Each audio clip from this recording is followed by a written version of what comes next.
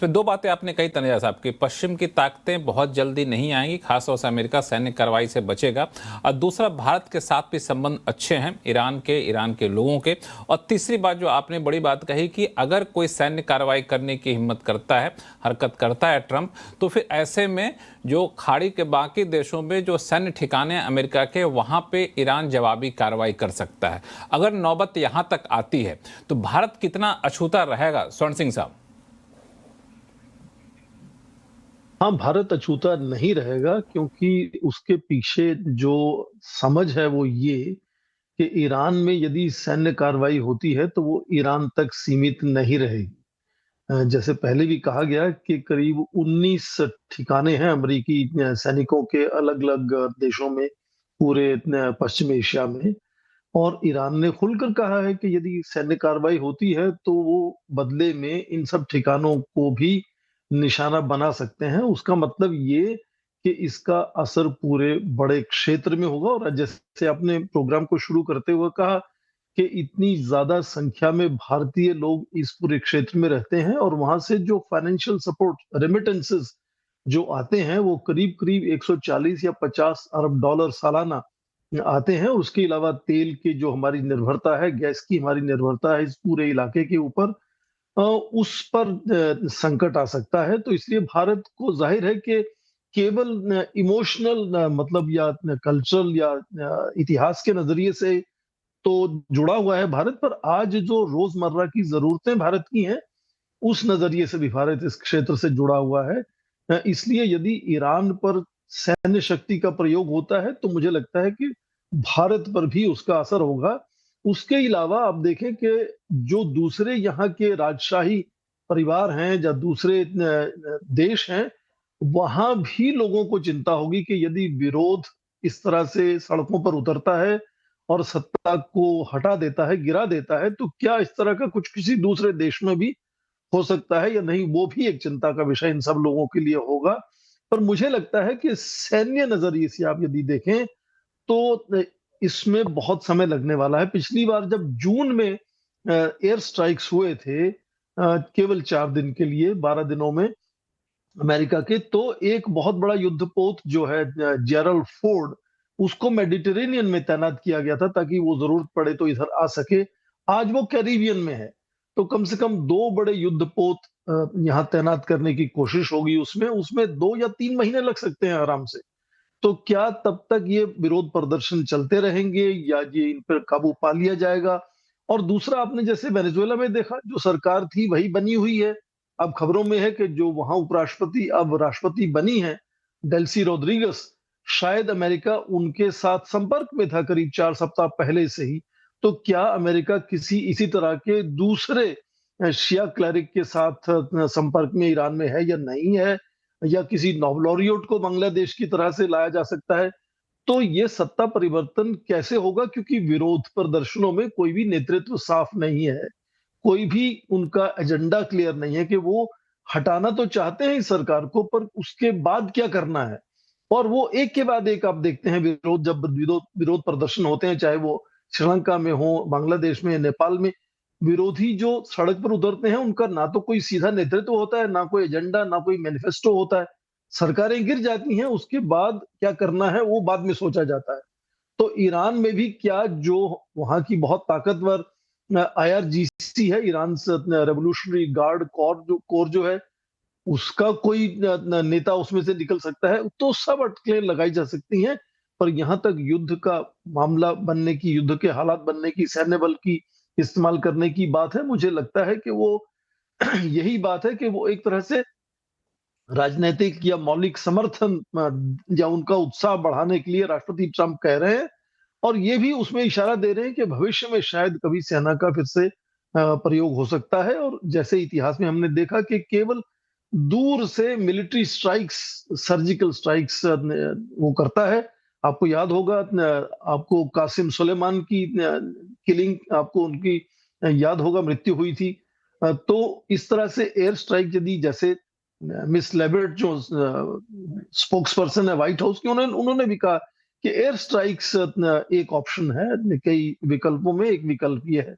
तो यदि air strike होता है तो उससे क्या असर होगा, फिलहाल जून की एयर स्ट्राइक में भी ये बात उठी थी कि रिजीम चेंज हो जाएगा, सुप्रीम लीडर को हटा दिया जाएगा, जब उनको उन पर एक तरह से अटैक हो सकता है, तो कुछ नहीं हुआ उस वक्त। तो मुझे लगता है ये प्रदर्शन लगातार कितनी देर तक जोर पकड़े रहेंगे और बाहर से समर्थन उन तक पहुंच पाएगा या नहीं पहुंच पाएगा किसी तरह का, तो ये सब असमंजस बना रहेगा। और फिलहाल मुझे लगता है कि कम से कम, क्योंकि अ, ईरान में चुनाव व्यवस्था होती, चुनाव होते हैं, काउंसिल्स हैं, पार्लियामेंट है, तो कम से कम ये भी एक सोच हो सकती है कि क्या दूसरे कोई विकल्प है एक नई सरकार बनाने की, और नई सरकार बनाने में हो सकता है फिर से कोई दूसरी नेतृत्व वहां आ सकता है। तो कई चीजें हैं, पर ये यहाँ पे युद्ध निकाला होगा, जाए। मुझे लगता है कि ये कम से कम अगले 2 या 3 महीने तक तो मुझे नहीं लगती संभावना। या युद्ध से क्या रिजीम चेंज हो जाएगा, मुझे वो और भी ज्यादा मुश्किल लगता है। और भी नजर मुश्किल नहीं। हालांकि चूंकि ये संभावना इसलिए उठी थी कमर आगा साहब, क्योंकि जब ट्रंप ने ये कहा कि ईरान के प्रदर्शनकारियों के आपके मदद के लिए रास्ते में मदद है, तो ये एक अंदेशा लगा। चूंकि हाल फिलहाल में जिस तरीके से वेनेजुएला में किया, तो लोगों को लगा कि ट्रंप कुछ भी कर सकते हैं। तो ऐसा तो नहीं कि हवाई हमला करना चाहते हों या फिर सैन्य कार्रवाई करना चाहते हों। दूसरी चीज, एक और बात है, अगर सैन्य कार्रवाई करते भी हैं तो क्या उनके अपने जो कोर सपोर्टर हैं, जो मागा वाले हैं, क्या उनका समर्थन करेंगे? क्योंकि इससे पहले अफगानिस्तान हो, इराक हो, वहां पे सैन्य कार्रवाई का इन लोगों ने बड़ा विरोध किया था। तो क्या ये रिस्क लेना चाहेंगे ट्रंप? कमर आगा साहब। देखिए, कई बातें हैं जिनका अभी जिक्र हुआ, हमसे पहले लोगों ने बताया। सबसे इम्पॉर्टेंट चीज़ ये है कि रिजीम चेंज उनका एजेंडा मेन है। वो कैसे होगा, किस समय होगा, ये पता नहीं। दूसरी बात ये कि उनका जो प्लान है, उससे ये लगता है कि ये जो प्रदर्शनकारी और इस समय जो हुआ है, जो कुछ भी हो रहा है ईरान में, उसका टेम्पो वो लगातार स्तर बढ़ाए चले जा रहे हैं। और लगता ऐसा है कि वो चाहते हैं कि लंबे समय तक ये चले। अब देखना ये है कि कितने समर्थक हैं इनके वहाँ के ऊपर। ईरान के अंदर नेशनलिज्म बहुत डीप रूटेड है। अगर एक भी अटैक होगा तो सारे ईरानियन यूनाइट हो जाते हैं। हमने ये पहले भी देखा है। वो भले चाहें कि ये रिजीम चले जाए, मगर वो ये नहीं चाहते, अधिकतर ईरानी, कि ये रिजीम बदल के वहाँ पे कोई दोबारा से प्रो अमेरिकन रिजीम आ जाए या किसी भी दूसरे देश का इन्फ्लुएंस वहाँ पे रहे। उनको लगता है कि जो रज़ा शाह पहलवी की रिजीम थी, उस समय ईरान पूरी तरीके से आज़ाद नहीं था। अब उसको आज़ादी मिली है, लेकिन जो रिजीम है वो ठीक नहीं है, उसको बदलना बहुत से लोग चाहते हैं करना, लेकिन ये रिजीम बेहद पावरफुल है। इसके जो 2 दिन से डिमॉन्स्ट्रेशंस हो रहे हैं, उससे ये बात खुल के सामने आ गए। ये जो मैं बात कह रहा हूँ, इसमें वहाँ के जो लेफ्ट विंगर्स हैं या राइट विंगर्स, सब इस बात पे यूनाइटेड है कि अमेरिका को हम नहीं आने देंगे। और दूसरी बात ये कि ये सोच लेना कि ये जो आर्थिक डिमांड थी, ये बिल्कुल सही बात है वहाँ के ऊपर। और इसीलिए बाज़ार, जो उनका सबसे इम्पॉर्टेंट कंपोनेंट है, जो रिजीम का हमेशा से सपोर्टर रहा है, उसने अपनी डिमांड भी विड्रॉ कर ली, आश्वासन जब उसको मिला कि वो करेंगे। तीसरी चीज़ ये है कि अमेरिकन के अलावा एक इज़राइल बहुत बड़ा फैक्टर है। इज़राइल का मानना ये है कि ये रिजीम जो है इज़राइल के लिए एग्जिस्टेंशियल थ्रेट है। और इज़राइल कोई ज़रूरी नहीं है कि अमेरिका के कहने पे चलता रहे। वो ये बहुत अच्छी तरीके से जानता है कि अगर वो इंटरवेंशन करता है ईरान के अंदर, तो अमेरिका के पास कोई दूसरा ऑप्शन नहीं होगा उसको सपोर्ट करने के अलावा, क्योंकि उनके बेसिक इंटरेस्ट एक हैं, कन्वर्जन ऑफ इंटरेस्ट भी है।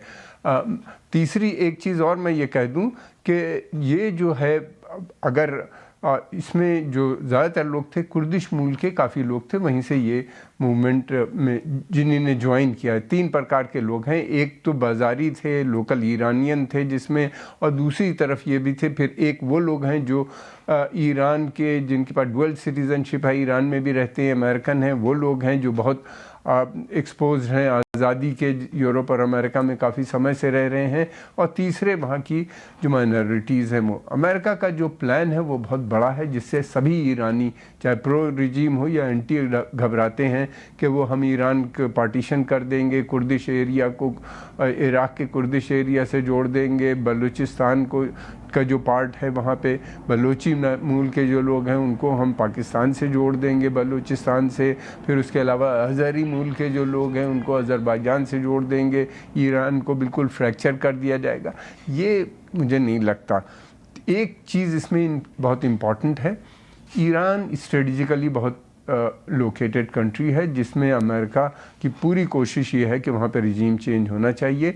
एक तो पहली बात तो ये कि उसके बॉर्डर एक तो पाकिस्तान से मिलते हैं जो पहले भारत से मिलते थे, दूसरी तरफ ये है कि इराक़ से मिलते हैं, फिर उसके अलावा उसके बॉर्डर टर्की से मिलते हैं, सेंट्रल एशियन रिपब्लिक्स बहुत सी हैं उनसे मिलते हैं जहाँ पे तेल के बड़े भंडार पाए जाते हैं। ईरान चाहता है कि रशिया का इन्फ्लुएंस वहाँ से कंटेन करके सेंट्रल एशिया को ईरान के माध्यम से ये जो है खाड़ी यानी पर्शियन गल्फ से जोड़ के वहाँ का तेल ले आएंगे, क्योंकि सेंट्रल एशिया में भी तेल और गैस के बड़े भंडार पाए जाते हैं वहाँ। ये इतने बड़े बड़े प्लान इराक़ में भी इन्हीं ने बनाए थे इस तरह।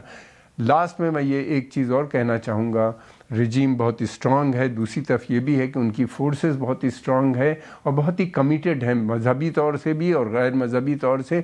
उनके एलाइज हैं, मिलिटेंट एलाइज भी हैं रशिया चाइना के अलावा। और एक चीज़ और ये भी है कि ईरान के पास इतनी क्षमता रहेगी, चाहे ये न्यूक्लियर भी यूज़ कर ले, वो ऑयल सप्लाई को डिस्टर्ब कर देगा। चाहे सऊदी अरेबिया की, कतर, बहरीन, वहाँ से आने वाली जितनी ऑयल सप्लाई है उसको डिस्टर्ब करने में उसको बहुत ज़्यादा समय नहीं लगेगा, चाहे ये कोई भी मिसाइल डिफेंस सिस्टम्स वगैरह अप्लाई यूज़ कर लें। इसलिए कि हमने देखा कि इजराइल के अंदर जब भी होता था हूती उनके मिलिट्री टारगेट्स पे अटैक करते थे, जबकि इजराइल के पास सबसे अच्छे कहे जाते हैं मिसाइल डिफेंस सिस्टम्स थे। आयरन डोम था, डेविड स्लिंग थी, फिर उसके बाद पैट्रियट भी था, लेकिन उसको नहीं रोक पाते थे। ईरान के पास उससे अच्छे वेपन सिस्टम है, ख़ासतौर से मिसाइल एंड ड्रोन्स हैं, और ईरान ने अपने भी लोगों को चारों तरफ फैला रखा है जो रिवोल्यूशनरी गार्ड्स हैं। ऑयल सप्लाई अगर डिस्टर्ब होती है तो इसके मतलब ये है कि ग्लोबल इकोनॉमी रिसेशन में भी आ सकती है। इसलिए कि रशियन ऑयल मार्केट में नहीं है, ईरानी ऑयल नहीं निकल रहा है, मार्केट में आ रहा है बहुत थोड़ा सा है। इराकी ऑयल इंस्टॉलेशन बहुत डैमेज हो चुके हैं, उनकी सप्लाई बहुत कम है जो मार्केट में नहीं आ रही है। वेनेजुएला में बहुत टाइम लगेगा वेनेजुएलन ऑयल को पूरी तरीके से मार्केट में आने में, यानी रिप्लेस करने में। और सऊदी अगर ऑयल के ऊपर, या यूएई, कतर, सऊदी अकेला एक सबसे बड़ा ऑयल प्रोड्यूसर है वहाँ पे, अगर ऑयल सप्लाई डिस्टर्ब होती है वहाँ से तो फिर आप सोच लीजिए कि इकनॉमी का क्या असर होगा, बहुत बुरा असर पड़ेगा। और दूसरी बात ये कि भारत के लिए तो ये बहुत ख़तरनाक बात है, इसलिए कि सिंह साहब ने अभी विस्तार से बताया, प्रोफेसर साहब ने, कि 90 लाख इंडियन गल्फ में काम करते हैं और ये युद्ध पूरे क्षेत्र में फैल जाएगा। इसमें मतलब ईरानी की पूरी कोशिश होगी और जो उसके एलाइज हैं वो फैलाने की क्षमता भी रखते हैं। और अगर ऐसा हुआ तो फिर तो 90 लाख इंडियन वहाँ काम करते हैं, लगभग $150 बिलियन भारत में भेजते हैं। रिमिटेंसेस के बारे में बताया जा चुका है, वो आता है, वहाँ से इन्वेस्टमेंट आता है। और इन किसी देश के पास पैसा नहीं बचा है। इनके जो सॉवरेन फंड हैं वो ज़्यादातर उन्हीं ने प्रेसिडेंट ट्रम्प से प्रॉमिस किया है कि वो अमेरिका में इन्वेस्ट करेंगे। एक ट्रिलियन के करीब सऊदी अरेबिया, इसी तरह 1 trillion plus US dollar Qatar invest कर रहा है अमेरिका के अंदर। और फिर उसके अलावा इसी तरह UAE का भी तकरीबन $1 ट्रिलियन वहाँ पे इन्वेस्ट होगा, टोटल अगर देखा जाए पहले का और अभी का मिला के, जो उन्होंने प्रॉमिस किए हैं ऑलरेडी शुरू। और ये सारा पैसा इनका अमेरिका में ही रखा हुआ है, क्योंकि अमेरिका में ही रखा डॉलर के अंदर तेल खरीदा जाता है। जी हाँ, डॉलर में ट्रेड खरीदा जाता है। और अगर ज़रा भी ऑयल डिस्टर्ब होगी तो सऊदी अरेबिया, UAE, कतर, इन सब की बड़ी प्रॉब्लम आ जाएगी, क्योंकि ये सब ऑयल पे डिपेंडेंट हैं। सऊदियों ने काफ़ी डाइवर्सिफाई किया है, मगर उनका बजट जो है वो इस बात पे निर्भर करता है कि अगर ऑयल प्राइस $70 to $80 से कम होगी तो उनके यहाँ बहुत मैसिव डेफिसिट हो जाएगा, जिसको तो मतलब ये पूरा आपके हिसाब से कमर आगा साहब कि ये जो है नहीं रहा। हाँ, ये पूरा इशू सिर्फ ईरान, US या फिर खाड़ी क्षेत्र में नहीं रहेगा, पूरे वर्ल्ड में ये पूरा मामला यहाँ पे फैलता हुआ दिखेगा। ये एक बहुत इंपॉर्टेंट बात आपने कही है।